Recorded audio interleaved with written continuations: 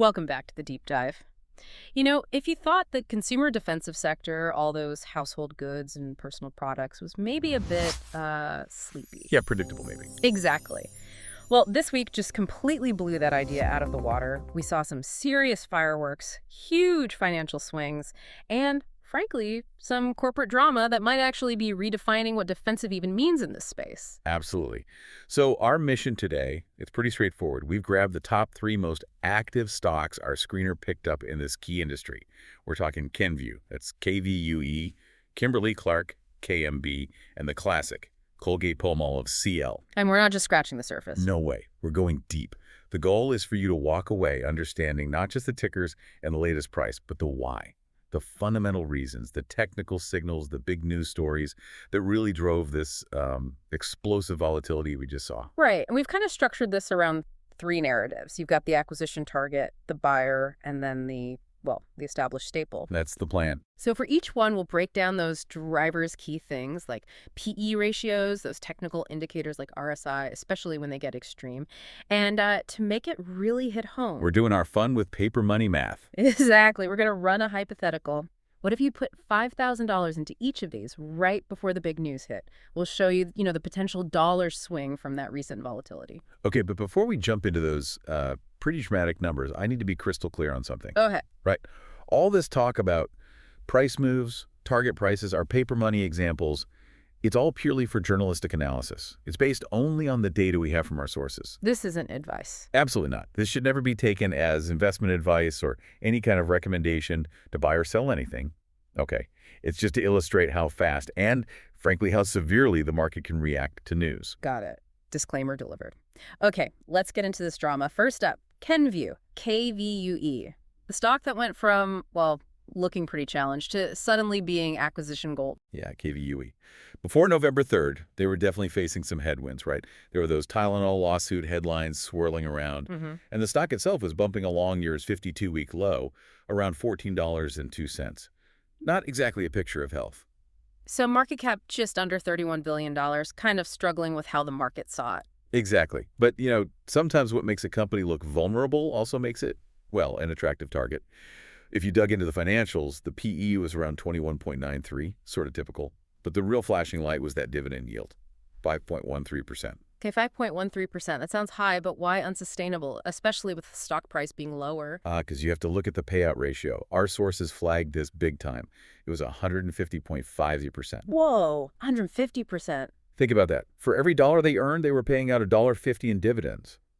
That's just mathematically impossible long term. You're basically just draining the company's cash. Precisely. It's a massive red flag. It tells you the company was either desperate for some kind of lifeline or needed a massive strategic change. Fast. And boom, that lifeline arrived. Acquisition announcement. Like flipping a switch.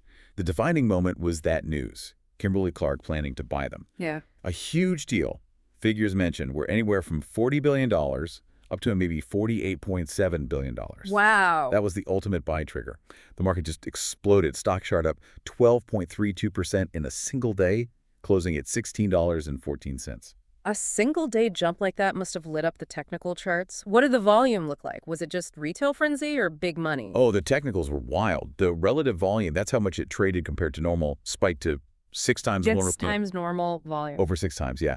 That signals huge institutional interest, scrambling to get shares before the deal potentially closed at a premium. And get this, the stock gapped up 17.68% right at the open. Just boom. Crazy. Now, the RSI, the momentum indicator, it settled back down to a more neutral 53.47 after that big jump. But the initial move, pure frenzied reaction to the deal. Okay, let's do the paper money math here. This really shows the impact of getting that merger news right. Hypothetical, $5,000, invested at the previous day's close, $14.37 right before the news broke, then sold at the November 3rd close of $16.14. What's the damage? Or the profit? Right. So that $5,000 buys you roughly 347 shares based on that $14.37 price. Okay. The stock jumped $1.77 per share. So multiply that out. Your total paper profit on that move, $614.19. Wow, over $600 on a $5 hypothetical in one day. Exactly. That's a 12.32% gain, basically showing the premium the market instantly put on Kenvue, rewarding anyone who maybe saw the potential for a rescue. That is quite the turnaround story, Yeah. a dramatic rescue. But as you often see in these big deals, one company's huge win can mean, well, someone else is feeling the pain. Precisely. Let's pivot to the buyer, Kimberly-Clark KMB, because their story is almost the exact opposite of Kenvue's sudden success, isn't it? It really is the mirror image. Kimberly-Clark the giant, $33.94 billion market cap. The market just absolutely savaged their stock after the news. Even though they had their own good news recently. I thought their earnings were decent. They were. Just before this, they reported Q3 earnings that beat estimates.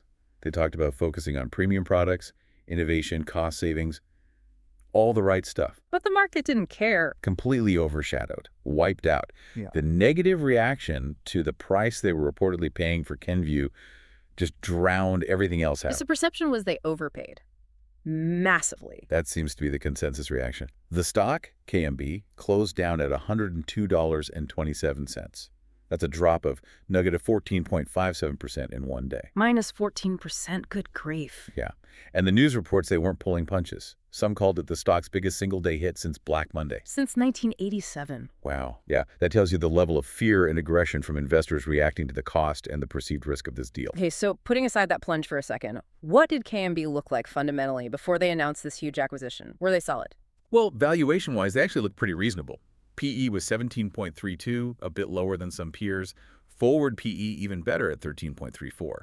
And operationally, some really strong metrics. Exceptionally high return on equity, ROE, at 136.87%. 136% ROE, that's huge. It is.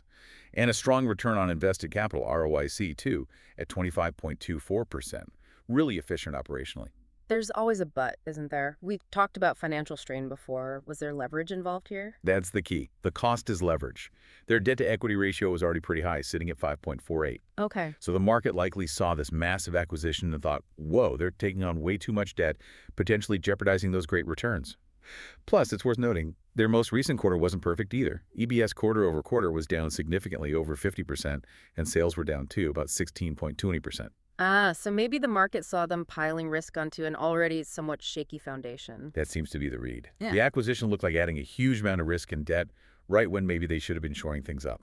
That Medicon 14.57% drop. Technically, what does that look like on the charts? Panic stations. Absolute panic. This news acted as a massive sell trigger. Relative volume spiked even higher than Kenvue's jump, hitting a shocking 14.75. 14 times normal volume. People were dumping shares. Mass exodus, exactly. And the RSI 14, the relative strength index, it plunged. It hit 21.13. Okay, refresh us. Below 30 on the RSI. Extreme oversold territory. This isn't just routine selling. This signals real fear, likely institutional selling alongside retail panic. The stock is now trading, what, 32% below its 52-week high? And all the key moving averages, 20-day, 50-day, 200-day, they're all pointing sharply downwards. It's ugly. Let's quantify that ugliness. The paper money scenario again. $5,000 invested hypothetically at the previous close of $119.71. Just before the news tanked the stock. Sold after the plunge at $102.27. What's the bottom line? Okay, $5,000 and $119.71 gets you about 41 shares, maybe 42 depending on fractions. Let's say 41 for calculation. Right. The stock dropped $17.44 per share. So 41 shares times that loss. The total paper loss on that single day would be a pretty painful $715.04. Oof. Over $700 loss. Yeah, it's a negative 14.57% hit, showing just how severely the market can punish a strategic move it dislikes. It's a stark reminder, in M&A, the buyer often pays a very heavy immediate price, at least in terms of stock performance. That contrast is just incredible. Over $600 potentially gained on one side of the deal, over $700 lost on the other, all driven by one corporate announcement. Wow. Okay, let's move to our third story, the one that maybe brings us back to earth a bit, gives us that baseline of traditional stability or maybe sluggishness. Colgate-Palmolive, CL. Right, CL, the big one, $60.60 billion market cap. They really are the classic high-margin anchor in this sector. While KMB and KVUE were on that wild M&A roller coaster, Colgate, well, they just sort of drifted down. Closed at $74.98, down a much more modest 2.69%. And their news was more operational stuff? Exactly. Their recent news was solid, actually. Q3 earnings beat estimates. Management is talking about innovation, efficiency, even mentioned something about an agentic AI push. Oh, okay, agentic AI push. That sounds very Silicon Valley for a company that makes toothpaste and soap. What does that likely mean in practice for them? Yeah, it's buzzwordy. But look, for a consumer staples giant like Colgate, AI is probably about squeezing out more efficiency. Think optimizing complex global supply chains, using data to predict consumer buying patterns way better, maybe improving inventory management so they don't have too much or too little product sitting around. Trying to protect those famous margins. Absolutely. It's about leveraging tech to get even leaner and smarter in their Yeah. operations. And their margins. Yeah. They definitely show that historical focus on efficiency, right? Yeah, that's their calling card, isn't it? Totally. CL operates like a fortress when it comes to margins. Gross margin is incredible, 60.15%. Operating margin, 21.86%. Profit margin, 14.47%. Very strong. They also have this, well, frankly, astounding return on equity, ROE, of 450.35%. 450%. How is that even possible? Does that tie back to debt again? Bingo. Just like we saw with KMB, though maybe for different reasons over time, that super high ROE often signals significant leverage. And sure enough, CL's debt-to-equity ratio is very high, 9.84. So highly leveraged, but maybe the market is more comfortable with it given their history and stability. Perhaps. But there is a challenge highlighted in the sources. The way they're achieving sales growth recently, it seems it's been mostly through price hikes. Raising prices to make up for selling less stuff. Essentially, yeah. Price increases offset lower sales volumes. Now, that could mean a few things. Maybe consumers are struggling and cutting back, or maybe, as some reports suggest, they're trading up to more premium brands outside of Colgate's core offerings. Either way, it suggests CL is relying heavily on its pricing power just to keep the top line growing. Volume growth seems sluggish. Okay, so stable, high margins, but maybe struggling for real organic volume growth. How does that translate technically? Is the chart just flatlining? Not quite flatlining, more like Yeah. consistently weak or sluggish. The stock closed that day just barely, like 0.48% above its 52-week low. Wow, really testing the bottom. Yeah. And long-term performance hasn't been great either. It's down over the past year, down over the past 5 years. The RSI 14 reflects this too, sitting at 34.83. That's leaning towards oversold, definitely shows downward pressure, but it's nowhere near the panic levels we saw with KMB. So analysts still like it. What's the consensus? Generally, yeah, the average target price is up around $86.76, and the recommendation is basically a hold or buy, even with the recent price weakness. Analysts seem to believe in the long-term stability and margin power. All right, let's wrap up the comparisons with the final paper money check for Colgate. $5,000 invested hypothetically at the previous close of $77.05, then sold at the November 3rd close of $74.98. A much smaller move, presumably. Much smaller, yes. That $5,000 would get you about 64 shares. The drop was $2.07 per share. Multiply that out. The total paper loss is nettish $132.48. Yeah. So a loss, but only 2.69%. It shows the stock went down, probably pulled by broader market weakness or sector sentiment, but it wasn't caught in that immediate catastrophic downdraft from the M&A news like KMB was. Yeah. It's more like this steady, grinding performance you might expect from a defensive stalwart facing some minor headwinds. What a stark set of stories. We started with Kenvue and Kimberly-Clark, completely defined by that single merger announcement. The volatility was just immense, a combined swing of over $1,300 on just a $10,000 hypothetical investment split between the two. That M&A event was everything for them that day. You saw that instant, dramatic split. KVUE rockets up 12.32% as the prize. KMB plummets 14.57% as the market questions the buyer's wisdom and debt load. That high-stakes gamble, it's such a contrast to Colgate's story, right? Completely. CL is all about those impressive internal margins that focus on AI for efficiency, but still facing that challenge of generating real volume growth without just hiking prices. And this, I think, leads us to the really provocative thought here. Remember Kenvue's situation? That crazy 150% payout ratio. Yeah, totally unsustainable. It screened financial distress. The acquisition wasn't just strategic, it felt almost necessary for KVUE's survival, or at least stability. Okay. Now combine that with what we see at Colgate. The stable giant, the margin king, yet even they seem to be struggling for organic volume growth, relying on price hikes. So here's the question for you, the listener, to chew on. Go on. If even the high-margin stalwarts like CL are finding it tough to grow volume organically, does this massive consolidation play KMB buying KVU, despite the market absolutely hating the initial price? Does that signal a fundamental shift? Is big, potentially risky M&A becoming maybe the only viable path left for significant revenue growth in this traditionally safe household and personal product sector? So are they being forced away from being defensive just to find growth? That's the question.